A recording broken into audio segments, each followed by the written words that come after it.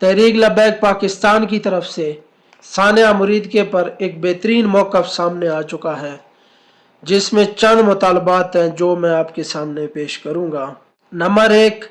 تحریک لبیک پاکستان کا judicial commission کے قیام کا مطالبہ۔ نمبر 2، پارلیمان کی تمام جماعتیں ثانیہ مرید کی مذمت کریں۔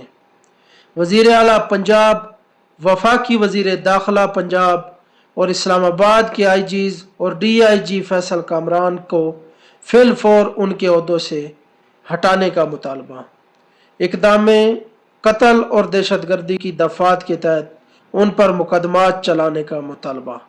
تمام مساجد بشمول مسجد رحمت للعالمین اور تمام مدارس بشمول سیدنا ابو ذر غفاری تمام کو فی الفور کھولنے کا مطالبہ بھی کر دیا۔ اور دوسری طرف علماء اہل سنت کی لاہور میں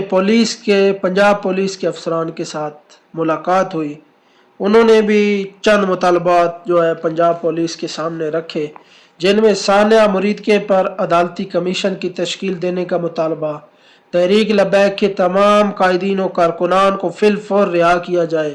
اہل سنت کی تمام مساجد اور مدارس کو فی الفور کھولا جائے، اور مزید جو ہے مرکزی شورا کا اجلاس 25 اکتوبر کو لاہور میں دوبارہ طلب کرنے کا فیصلہ